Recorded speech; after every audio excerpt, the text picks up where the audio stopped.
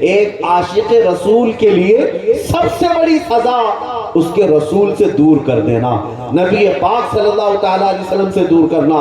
آج دنیا بھی دیکھیں ہمیں جو سب سے بڑی سزا دے رہی ہے وہ کیا سزا دے رہی ہے؟ ہمارے بچوں کو مار کر کے نہیں، ہماری عورتوں کو نیلام کر کے نہیں، بلکہ سب سے زیادہ بڑی سزا آج ہمیں جو دی جا رہی ہے وہ ہمارے مصطفیٰ کی شان میں توہین کر کے، کیونکہ ہمیں انہیں پتا ہے یہ مسلمان اگر بلکتا ہے، تڑپتا ہے تو کسی اور بات میں نہیں، اپنے نبی کی بے عزتی پر تڑپتا ہے، اپنے نبی کے اپمان پر تڑپتا ہے۔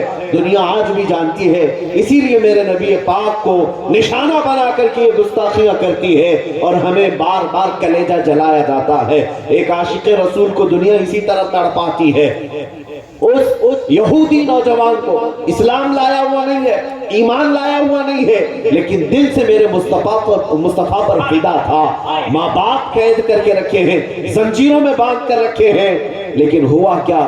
چند دنوں کی قید کے بعد وہ نوجوان بیمار پڑ گیا، ایسا بیمار کہ اب اٹھنے پھرنے کی طاقت نہیں تھی۔ اب ماں باپ نے زنجیریں کھول دی، علاج شروع کر دیا۔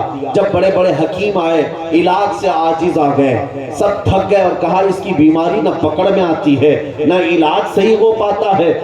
یہاں تک وقت آ گیا کہ بڑا حکیم آیا اور اس نے نبض پکڑ کر کے کہا، اے لوگوں، تمہارا بیٹا چند دنوں کا نہیں بلکہ چند لمحوں کا مہمان رہ گیا، یہ اب دنیا سے جانے والا ہے، اس کا کوئی علاج نہیں، یہ موت کی وادی میں جا رہا ہے۔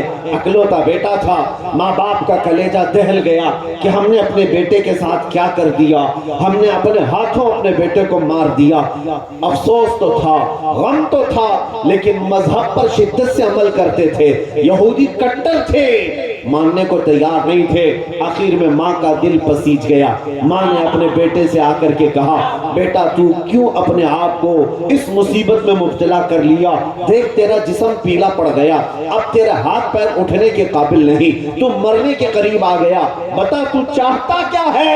وہ نوجوان جو موت کی وادی میں جا رہا تھا، ہمیشہ کے لیے اب آنکھیں بند کرنے والا تھا، ماں کی آواز کانوں میں آئی تو بیٹے نے کہا، ایک بار محمد عربی کو دیکھنا چاہتا ہوں، ایک بار محمد رسول اللہ کو دیکھنا چاہتا ہوں۔ ماں باپ کا دل پسیج گیا، رحم آ گیا، ترس آ گیا، کہا ویسے بھی مرنے والا ہے، اس کو ایک بار اس کے معشوق، اس کے محبوب کو دکھا دیا جائے، زیارت کرا دی جائے۔ باپ آیا مسجد نبوی، نبی پاک صلی اللہ تعالیٰ علیہ وسلم صحابہ کے ساتھ بیٹھے تھے، فجر کے بعد کا وقت تھا، آ کر کے دروازے سے اس نے پکارا، حضور تشریف لائے، کہا میرا بیٹا آپ کا دیوانہ ہے، آپ کی محبت میں ایسا وارفتہ ہے کہ ہم نے اسے قید میں رکھا لیکن وہ نہ مانا، اسے ہم نے مار توڑ کیا، وہ نہ مانا، لیکن آج حالت یہ آ گئی کہ میرا بیٹا دنیا سے جانے والا ہے، موت کی وادی میں جا رہا ہے، لیکن اس کی خواہش ہے کہ مرنے سے پہلے وہ ایک بار آپ کو دیکھنا چاہتا ہے۔ اگر آپ برا نہ سمجھے تو میرے گھر تشریف لائیں، میرے بیٹے کو ایک بار اپنا جلوہ دکھا دیجئے۔ اپنے بیٹے کے لیے وہ التجائیں کرتا رہا۔ نبی مکرم صلی اللہ تعالیٰ علیہ وسلم صحابہ سے کہتے چلو ہمارے اس عاشق کو دیکھنے کے لیے اس کے گھر چلتے ہیں۔ نبی پاک صلی اللہ تعالیٰ علیہ وسلم چل کر کے آئے، یہودی کا گھر ہے، ماں بھی یہودن، باپ بھی یہودی، بیٹا بستر پر پڑا ہوا ہے، موت قریب ہے۔ جیسے ہی نبی پاک گھر میں داخل ہوئے، خوشبوؤں سے گھر مہک گیا، بستر پر اسے اندازہ ہونے لگ گیا کہ جانے جانا تشریف لا رہے ہیں، روح کائنات تشریف لا رہے ہیں۔ اس نے طاقت و قوت کو جمع کیا، آنکھیں اٹھا کر دیکھا، سامنے آفتاب رسالت ہے، سامنے مہتاب رسالت ہے۔ نبی پاک صلی اللہ علیہ وسلم جیسے ہی سرانے کے پاس آئے، پوری قوت کے ساتھ وہ اپنے بستر سے اٹھ کر بیٹھ گیا۔ نبی پاک صلی اللہ تعالیٰ علیہ وسلم نے چہرے کے نیچے ہاتھ دیا اور اٹھا کر کے بٹھایا اور فرمایا کہ اے نوجوان، اب دیر کس بات کی؟ جب تیرا دل میرے نام سے دھڑکتا ہے، جب تیرے اندر میرے نام کی محبت ہے تو دیر کس بات کی؟ کیا ابھی کلمہ طیبہ پڑھ کر مشرف اسلام نہیں ہونا چاہتا؟ اس نوجوان نے کہا آقا دیر کسی بات کی نہیں، بس بات اتنی تھی کہ آپ سامنے ہو اور میرے لب کھلتے چلے جائیں۔ اس نے کلمہ طیبہ پڑھا، نبی پاک صلی اللہ تعالیٰ علیہ وسلم پر ایمان لایا، اور ابھی ایمان لایا تھا، کلمہ طیبہ کا ورد ہو رہا تھا، اور ادھر سے جان نکلتی جا رہی تھی، روح نکلتی جا رہی تھی۔ نبی پاک صلی اللہ تعالیٰ علیہ وسلم کو دیکھتے دیکھتے روح کو اللہ کے حوالے کر دیا، بستر پر لیٹ گیا۔ لیکن آپ کو میں بتاؤں، نبی پاک صلی اللہ تعالیٰ علیہ وسلم کو وہ آخری مرتبہ دیکھنے والا نوجوان کتنی دیر کے لیے ایمان لایا تھا؟ چند منٹوں کے لیے ایمان لایا، چند منٹوں کے لیے ایمان لایا، لیکن جانتے ہو وہ چند لمحوں کے لیے لایا ہوا ایمان اس نوجوان کو صحابی رسول کے مقام پر پہنچا، وہ صحابی رسول کے مقام پر پہنچ گیا، اور اس مقام پر پہنچا۔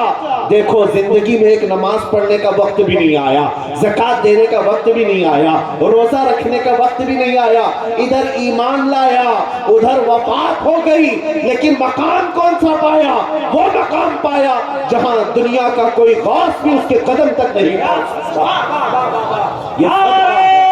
تکبیر، نعرہ رسالت، عظمت صحابہ، عظمت صحابہ، مسلک اعلیٰ حضرت، بستی بستی، قریہ قریہ۔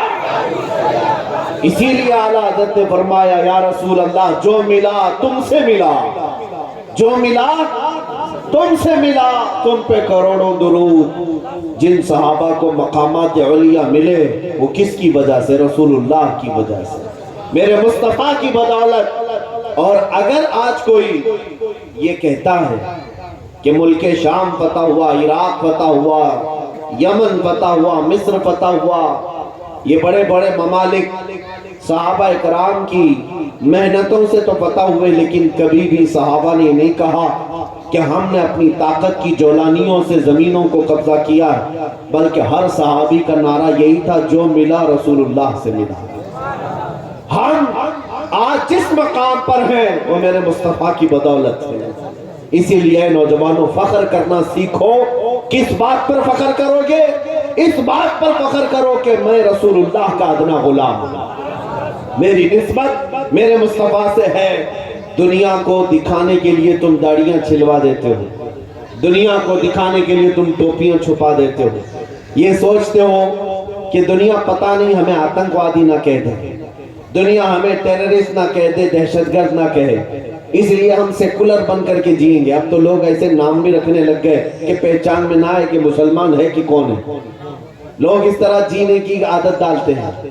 میں کہتا ہوں، اے بزدلو، کب تک اس طرح چھپ چھپ کر کے جیو؟ جینا ہے تو میرے مصطفیٰ کے نام پر کھل کر کے جیو۔ شہید ٹیپو سلطان شیر میسور یہ فرمایا کرتے تھے کہ شیر کی ایک دن کی زندگی گیدڑ کی 100 سالہ زندگی سے بہتر ہے۔